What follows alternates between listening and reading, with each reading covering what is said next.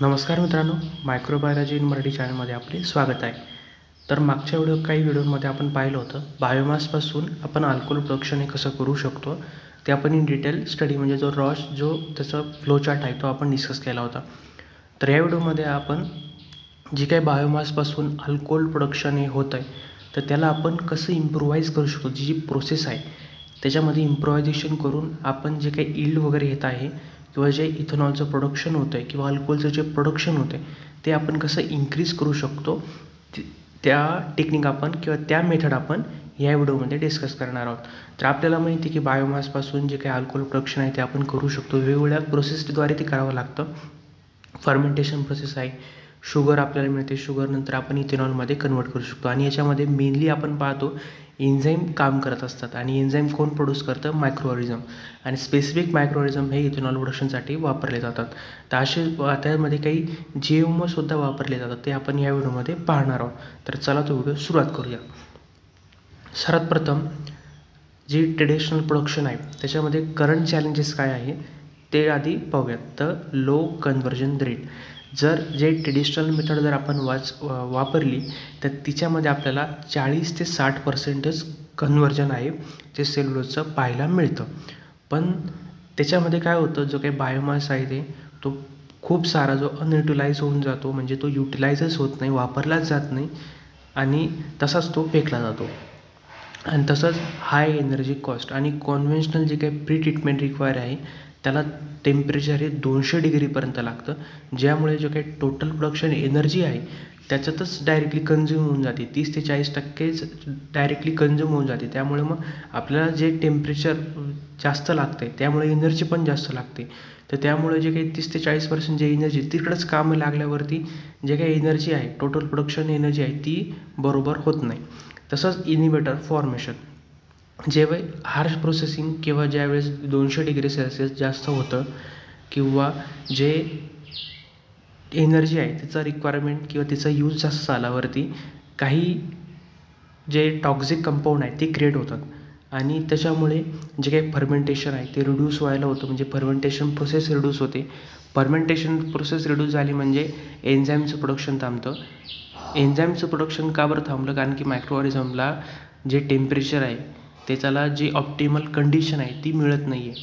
त्यामुळे मायक्रोऑर्गॅनिझम तिथे एन्झाईमचं प्रोडक्शन हे करत नाही आणि एन्झाईमचं प्रोडक्शन नाही केल्यामुळे फर्मेंटेशन प्रोसेससुद्धा थांबून जाते. त्यामुळे फर्मेंटेशनची इफिशियन्सी आहे ती 25% कमीही आपल्याला रिड्यूस झालेली आपल्याला पाहायला मिळते. तर हे मेनली आपल्या ट्रेडिशनल प्रोडक्शनचे करंट चॅलेंजेस आपल्याला पाहायला मिळतात. तर हे जे चॅलेंजेस आहेत ते आपण कसे चेंजेस करू शकतो ते आता आपण पाहूयात. तर जे बायोमास आहे ते आपण त्याच्यामध्ये ॲग्रिकल्चर रेसिड्यू म्हणजे आपण बऱ्याचशा मागच्या व्हिडिओमध्ये पाहिलं, म्हणजे कॉर्नस्टिवर असेल, व्हीट स्ट्रॉ असेल, राईस हक्स असेल, हे 100+ मिलियन टन जे काय आहे ते ॲन्युअली US प्रोव्हाइड हे केलं जातं. तर याच्यामध्ये आपल्याला 35 to 45 सेल्युलोजचं कंटेंट हे आपल्याला पाहायला मिळतं. तसंच फॉरेस्ट बायोमास जर आपण पाहिलं जे काही हार्डवूड आहे, सॉफ्टवूड आहे, जे की 40 to 45% सेल्युलोज आपल्याला पाहायला मिळतं आणि 25 to 35% हेमी सेल्युलोज आपल्याला पाहायला मिळतं, जे की कन्व्हर्जनसाठी प्रोसेससाठी आयडियल आपल्याला मानलं जातं. तसंच आपण एनर्जी क्रॉपसुद्धा याच्यामध्ये यूज करू शकतो, म्हणजे स्विच ग्रास असेल, अल्गी असेल, असे काही अल्गी आहेत ते की डिझाईन केले जातात जे की बायोफ्युल प्रोडक्शनसाठी किंवा शुगर कंपोजिशन ऑप्टिमाइज करण्यासाठी वापरले जातात. तर असे वेगवेगळे जे क्रॉप्स असतील, वेगवेगळे जे काही रेसिड्यू असतील, ॲग्रिकल्चर रेसिड्यू, ते वापर करून आपण याच्यामध्ये इन्हान्समेंटही करू शकतो. त्याच्यानंतर प्री ट्रीटमेंट म्हणजे जे काही ब्रेक थ्रू आपल्याला पाहायला मिळतं या टेक्नॉलॉजीमुळे. तर काय केलं जातं, आता हे जे काही ट्रेडिशनल प्रोडक्शनमध्ये जे काही कॉस्ट कटिंग होते किंवा रिड्यूस होते, जो काही प्रोडक्शन एनर्जी आहे ती इथं इन्क्रीज केली जाऊ शकते. म्हणजे अशा वेगवेगळ्या टेक्निक आहेत. त्याच्यामध्ये पहिली जी टेक्निक आहे स्टीम एक्सपोजन इन्हान्समेंट. तर याच्यामध्ये काय केलं जातं, मॉडिफाईड स्टीम एक्सपोजन विथ अमोनिया हे ॲडिशन केलं जातं, जेणेकरून सेल्युलोजची जी ॲसेसिबिलिटी आहे ती 85% वाढवली जाते आणि जी एनर्जी रिक्वायरमेंट लागते, म्हणजे एनर्जी 30 ते 40 जी काही एनर्जी कन्झ्यूम होते जे की प्रोडक्शनसाठी, तर ती इथे रिड्यूस झालेली आपल्याला पाहायला मिळते. त्याच्यामुळे काय होतं, जो अमोनिया आहे, methyl steel modified steam exposure आहे, त्याच्यामुळे सेल्युलोजची जे ॲसिबिलिटी ती इन्क्रीज झाल्यामुळे एनर्जी रिक्वायरमेंट कमी लागते. दुसरं आहे आयोनिक लिक्विड ट्रीटमेंट. जे काही नोव्हल आयोनिक लिक्विड आहे जे की लिग्निनला डिझॉल्व करतात ॲट 120 डिग्री सेल्सिअस, ज्यामुळे सेल्युलोजचं जे स्ट्रक्चर आहे ते प्रिझर्व्ह राहतं आणि आपल्याला 90% शुगर रिकव्हरी रेट हा आपल्याला मिळतो. कारण की काय होतं, हे जो नोव्हल लिक्विड आहे तो लिग्निनचं डिझॉल्व करून घेतो, त्यामुळे सेल्युलोजचं जे स्ट्रक्चर आहे जे की ब्रेक होतं आहे ते प्रिझर्व्ह होतं. प्रिझर्व्ह झाल्यामुळे 90% आपल्याला शुगर रिकव्हरी रेट हा पाहायला मिळतो. तसंच मायक्रोवेव्ह असोसिएटेड प्रोसेसिंग, म्हणजे याच्यामध्ये जर आपण पाहिलं जी मायक्रोवेव्ह हिटिंग जी टेक्निक आहे किंवा टार्गेटेड आहे ते आपण प्री ट्रीटमेंट देतो. तो जो की टाईम आपण 60 मिनिट टू 5 मिनिटपर्यंत जर आणला तर त्यामुळे जो काही इफेक्टिव्हनेस आहे कंपेरेबल जर आपण केला तर तो आपल्याला रिड्यूस झालेला आपल्याला पाहायला मिळतो. तर ह्या 3 मेन टेक्निकद्वारे आपण इम्प्रोव्हायझेशन करू शकतो. म्हणजे जे काही एनर्जी प्रोडक्शन जास्त लागते ते कमी होऊ शकतं, किंवा जे काही सेलोचं जे स्ट्रक्चर डिसॅबल होतं आहे किंवा त्याचं जे स्ट्रक्चरमध्ये थोड्याशा प्रॉपर्टीज कमी होत आहेत ते आपण त्याला प्रिझर्व करू शकतो. त्यामुळे 90% जो काही रेट आहे शुगर रेटचा आपल्याला मिळतो.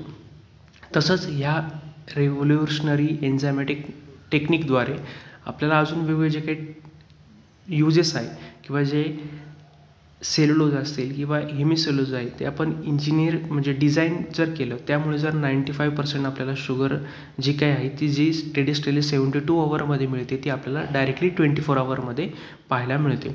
तसंच थर्मोस्टेबल जे काही व्हेरियंट असतील किंवा हीट रेझिस्टंट जे एन्झाईम आहे जे की 65 डिग्री सेल्सिअसला ऑपरेट करत आहे, त्यामुळे जे काही कूलिंग कॉस्ट आहे ती रिड्यूस होते आणि मायक्रोबियल कंटॅमिनेशन प्रोसेसिंगमध्ये प्रिव्हेंट ही आपल्याला कमी झालेली पाहायला मिळते. म्हणजे आपल्याला माहिती आहे फर्मेंटेशनला कूलिंग हे जे काही जॅकेट वगैरे आहे ते लावलं जातं. तर मग हे हीट रेझिस्टंट एन्झाईम असल्यामुळे तिथं ऑपरेट करत असल्यामुळे आपण जे काही कूलिंग कॉस्ट जो काही देतो आहे, कूलिंग जॅकेट म्हणजे जे काही फर्मेंटेशनला कूलिंग होण्यासाठी थंड ठेवण्यासाठी जे काम केलं जातं ते त्याचं जी कॉस्ट आहे ती आपण रिड्यूस करतो आहे आणि याच्यामुळे मायक्रोबियल कंटॅमिनेशन हे रिड्यूस होते, प्रिव्हेंट केलं जातं आहे प्रोसेसिंग म्हणजे फर्मेंटेशन प्रोसेसिंगमध्ये.